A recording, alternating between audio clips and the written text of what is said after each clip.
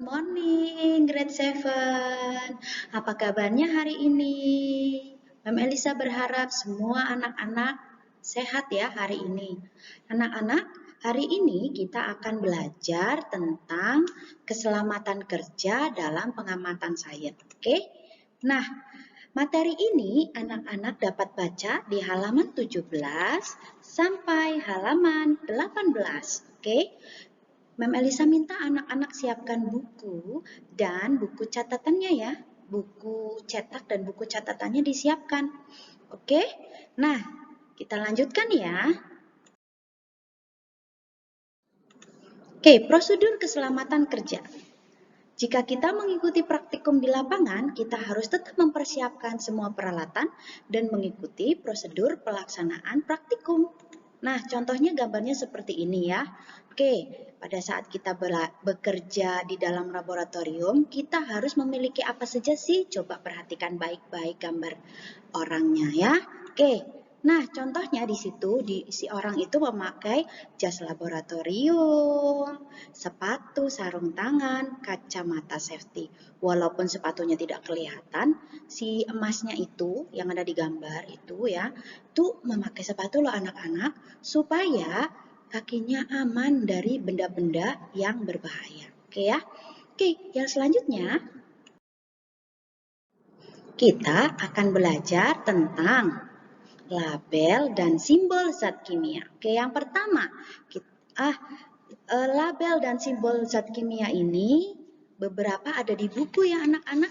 Anak-anak boleh buka bukunya halaman 18 ya. Di situ ada 6. Nanti ada beberapa yang Mem tambahkan. Oke, yuk kita buka. Yang pertama adalah eksplosif atau bersifat mudah meledak. Eksplosif itu mudah meledak ya. Contohnya seperti ini. Simbolnya itu adalah seperti yang anak-anak lihat ya. Bahaya eksplosif dalam kondisi tertentu. Contohnya di situ ada amonium nitrat, nitroselula, dan TNT. Anak-anak tahu ya, TNT ini biasanya adalah bahan dasar pembuatan bom. Oke ya, jadi pasti mudah meledak. Untuk keamanannya, hindari benturan, gesekan, loncatan api, dan panas. Ya, oke, itu yang pertama. Yang kedua, yang kedua adalah oxidizing atau pengoksidasi atau bahasanya mengoksidasi. Nah, ini ya, gambarnya seperti ini. Ada di buku halaman 18 ya, mengoksidasi artinya membuat zat lain lebih mudah terbakar kalau di buku. Kalau di situ tulisannya oksidator dapat membakar benda lain, penyebab timbulnya api atau penyebab sulitnya pemadaman api. Contohnya kalau di tempat Mem Elisa ini hidrogen peroksida, kalium perklorat. Kalau di buku ada juga ya anak-anak, kalium iodat, magnesium, perak nitrat, dan amonium sulfat. Oke ya. Terus yang selanjutnya di situ keamanannya berarti hindari panas serta bahan mudah terbakar dan reduktor. Reduktor itu bahan yang menyebabkan oksidasi. Oke ya. Terus yang selanjutnya adalah zat kimia yang ketiga simbolnya adalah flammable atau mudah terbakar. Simbolnya seperti ini anak-anak. Nah, bahayanya itu mudah terbakar ya. Oke, contohnya ether, etanol, metanol, eosin, fenolftalein, arsen, aluminium ya.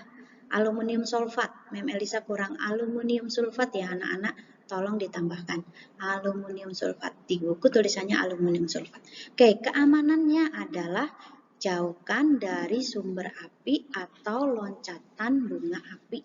Ini ditambahin ya anak-anak ya. Aluminium sulfat.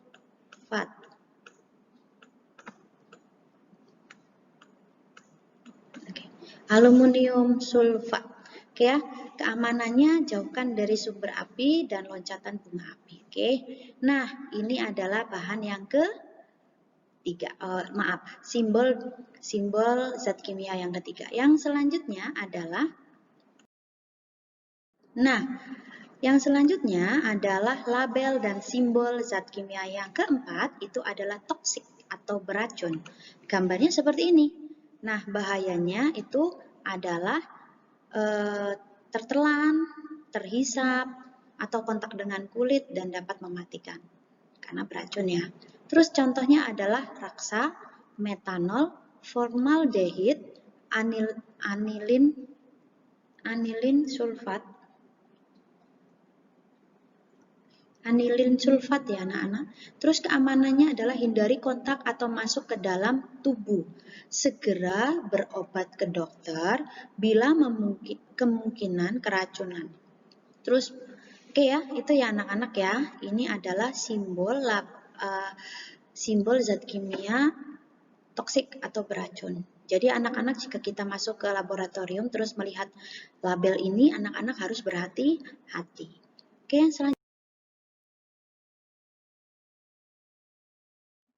Nah, yang selanjutnya adalah iritan. Iritan dan harmful. Iritan dan harmful ini lambangnya hampir mirip. Nah, tapi ada bedanya. Yang iritasi dan bahaya ya. Nah, XI satunya XN.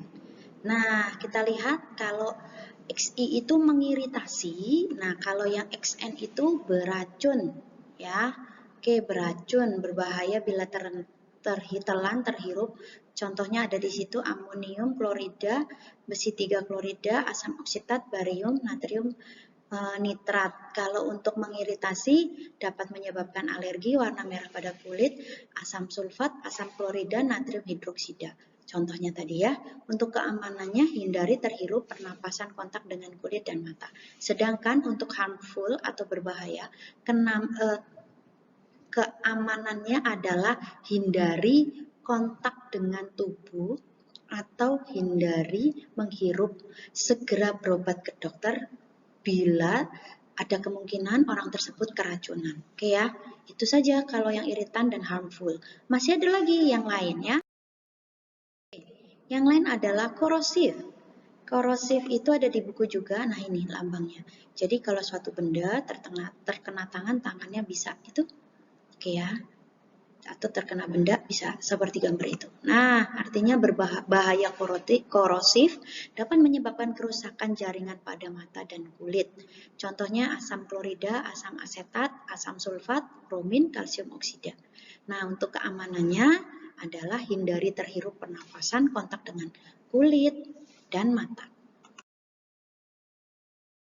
Nah, yang selanjutnya adalah yang ketujuh ya nak, yaitu bersifat radioaktif. Ini gambarnya ya anak-anak.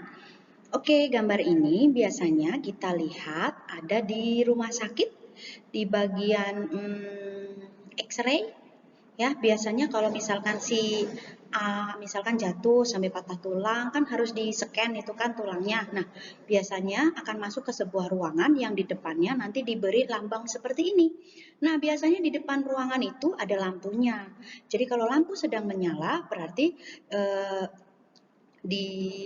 kalau lampunya menyala berarti ruangan tersebut sedang dipakai untuk memeriksa sesuatu. Biasanya orang hamil, terus anak-anak kecil tidak boleh masuk ke ruangan tersebut, ya. Oke, terus biasanya contohnya dari zat radioaktif ini adalah plutonium dan uranium. Oke ya. Kita sudah sampai di soal yang terakhir. Karena kita sudah selesai tadi, berarti kita tinggal mengerjakan latihan soal ya anak-anak. Nah, latihan soal IPA nanti ada di Google Classroom. Oke? Anak-anak nanti jangan lupa kerjakan di Google Classroom. Oke ya? Itu saja dari Mem Elisa untuk keselamatan kerja dan pengamatan sains. Bab 1 kita sudah selesai. Setelah itu nanti kita akan masuk ke pengukuran besaran. Oke anak-anak? Oke. Dadah.